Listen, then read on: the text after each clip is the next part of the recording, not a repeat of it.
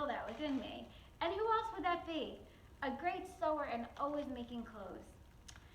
I don't remember how old I was when my sister fell in love with a young man from a town nearby ours, and they got married.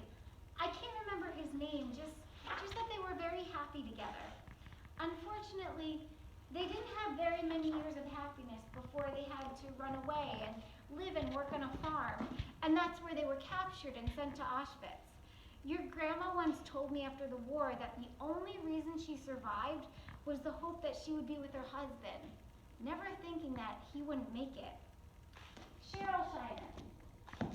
I remember in school, and my dad was asked to talk about it once, and he spoke a little. You know, you just could tell he didn't want to talk about it. I'm talking I was like in second or third grade, so he was just answering like little questions. But I do remember when I took my father outside of the room, and this little boy ran up to him, and he was like, "Can I see your arm? Do you have that tattoo?" And he didn't because he wasn't in a concentration camp. But that's what the little kid remembered about the Holocaust. That's so young, third grade. And it like bothered me. I remember feeling protective, like I had to defend my dad, like, you come out running here and that's what you want to remember, the tattoo on his arm? Well, I think honestly, my siblings and I, we were talking about it. I think my father, like, because he had such a weird childhood, he kind of like he's unemotionally involved. Like, he worked and that was his thing. He put everything into his work, and my mother is really the one that brought us up. I would think that because my mother probably overcompensated so much for my father. I would think that it had to be different if a woman was going through the Holocaust. Whereas, especially for a father and a husband, especially back then, the sole financial provider, they could probably just bury themselves in the work that they were doing. Morris Shackney. Dear Amy, please be patient with me. Because of my limited vision, I'm blind in my right eye, I read slowly, and I type only with one finger.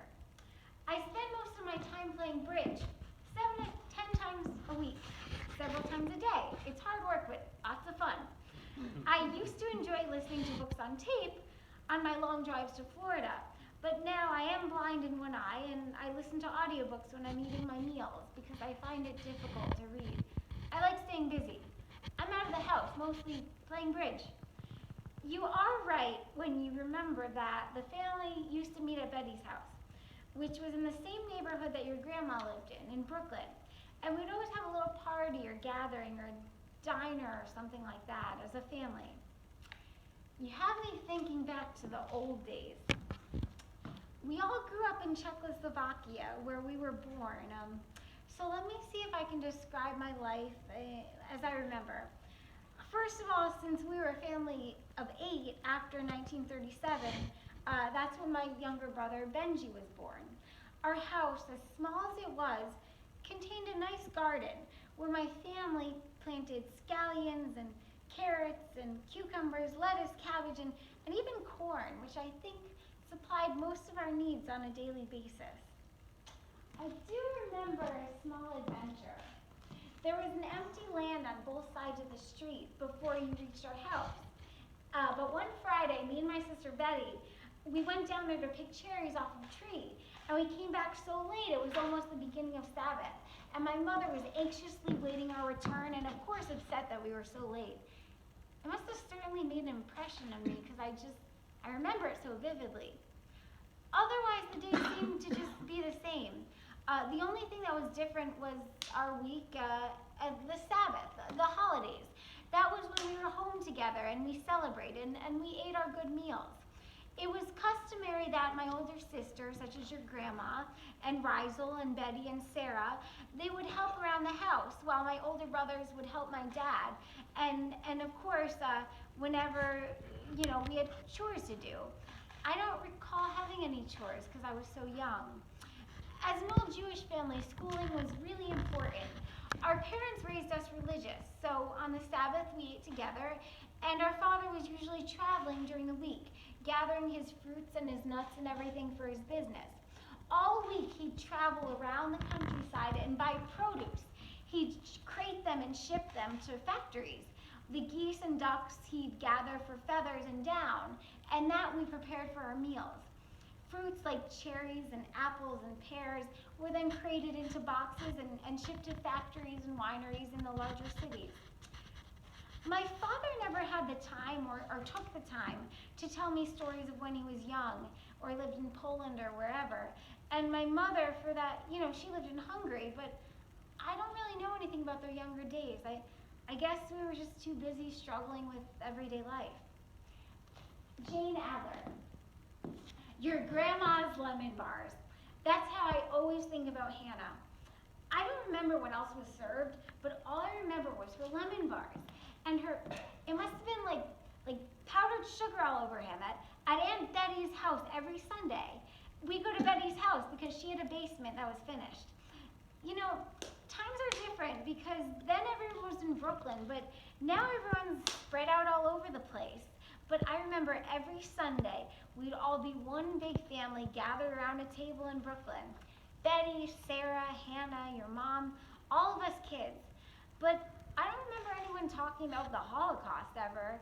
I mean, I heard bits of family stories, but it's not like the whole family sat down at a Jewish event and just started talking about stories. I mean, in hindsight, maybe one of them did, but we weren't paying attention. I just remember loving Betty's white rice. Now that's pretty simple, right? White rice, but I remember her rice, it was different. It was like home-cooked, sticky kind of rice. It's so funny what you remember. And Betty's basement, I mean, we were there every week. I was the youngest of four, so I was probably dragged there the most. I have to say, we weren't religious like the rest of them, so there was more distance between us. We're in Indiana now, and there aren't very many Jews here. I have to be honest.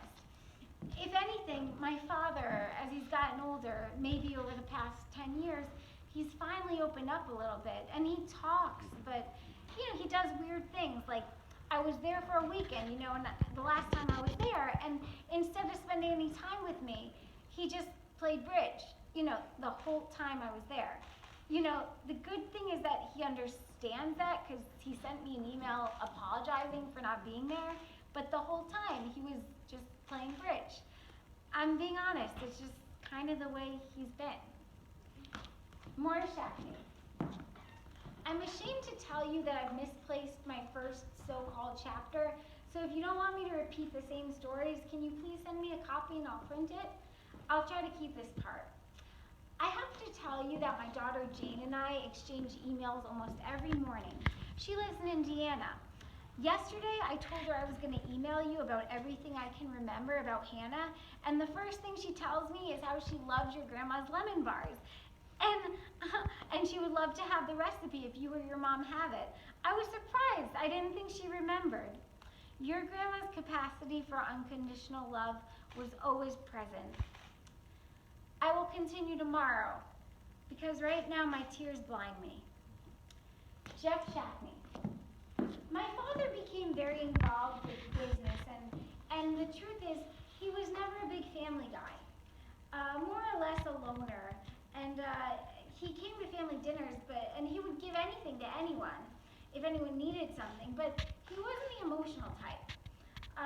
I think religion was very important to him. He went to rabbinical school, but when he married my mother, she wasn't religious at all. So truthfully, we went to the temple for high holidays and Shabbos, and we didn't eat bread for Passover, but we certainly weren't kosher, and at best we were conservative. I think it was more about work for my dad. He was in the feather and down business, and he worked hard. I spent the summers working with him, so I got to see from a business perspective that he worked really hard to support the family. I knew your grandmother well, but just by visiting her, and of course she was very sweet, but what I've always been told is that she was so crazy in love with her first husband, and obviously she was devastated when she found out he was killed. I don't really know anything about it. Obviously she was crazy about him, and she thought he was alive, the whole time she was in the camps. But she had no idea he was dead until she got out. In fact, I think it was Betty that thought Hannah's husband had survived, not Hannah. And then when she saw Hannah finally after the war, she thought she was seeing a ghost. I never heard that story till last week. Unbelievable. There's probably so much history that would be incredible to know, right? Uncle Morris Shackney. Dear Amy, just connecting with you and your mom has made me very happy, thanks to your grandma. The only thing I remember about myself is I used to be kind of sickly. And Rizel, my sister, she would always call me the Jewish word roser, like with a runny nose. I don't know whether I had a cold or allergies, but she seemed to remember that my nose was always running. I always remember the difference between my sister Rizel and Hannah in the way they remembered me. Your grandma always spoke to me about good memories she had of me, whereas Rizel only remembered that I had a runny nose. So it was your grandma that gave me the confidence that I always had. She was a great seamstress, and her work saved my sister Rizel's ass, many times, especially during the war in Czechoslovakia. I remember a story that before any terrible acts happened in town, there was work that had to be done, like sewing uniforms for German soldiers. And I remember Hannah told me the story about the time she had done both the work for her and Rizel, because Rizel was not very good at sewing. Your grandma was always the one who did the most. I believe she had special schooling in cooking and baking, and she was very good at it. I'm not sure if your other sisters were, but that made your grandma a very important part of the family. It's strange that I don't recall Rizel being so helpful. Marilyn Ostraker. Rizel was a little nutty. Could she talk? But she was sweet, much younger than Grandma, and she had her share too, giving birth to dead babies 8 times. Grandma saved her life a few times. They were in jail together, in a holding place before Grandma went to the camps. Rizel, she wanted to kill herself, and Grandma wouldn't let her. And then, this is one thing Grandma told me herself. She told me it was her sewing that saved Rizel's life. In jail, the Nazis asked who could sew. And they had all these people lined up to sew, at the sewing machines. And Grandma said, I can sew, but Rizel couldn't. So Grandma, she would quickly sew the extra uniforms and sneak the fabric to her sister, which could have killed her, but she did it anyway. She was a hero. When the Germans saw that she could sew, they took her where they could sew uniforms in the camps, and that made her life easier. She had a skill they were going to use. And they were killing people every day, so she was useful. She loved sewing me costumes. I remember she was so proud of the Queen Esther costume that she made me for Purim, and I loved it. But she never taught me how to sew.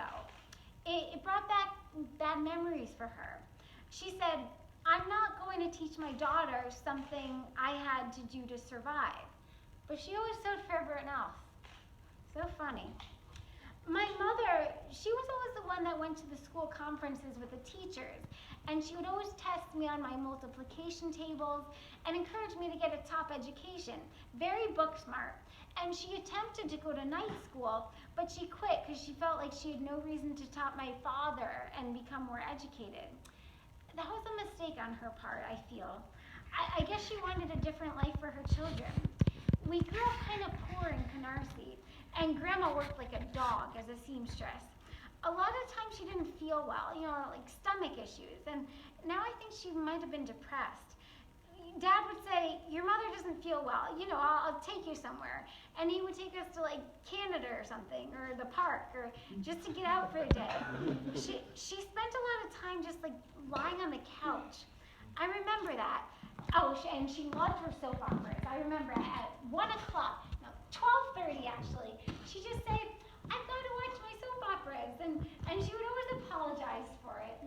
It was so cute, just to see a smile. Grandma didn't waste words. She wasn't quiet, she held a lot in. Like you knew something, like the Holocaust had taken its toll. Because occasionally she would talk about something. I know, like you'd ask her about something like in the old country, and she would make asides, little asides, and not even know it. Maybe nothing specific, but you could tell there was something. Like after the war, she was raped by a dentist. It happened to a bunch of women, And that's how I found out. It was in the newspaper after he died. I didn't find out until you were 6 years old, and I saw it in the newspaper.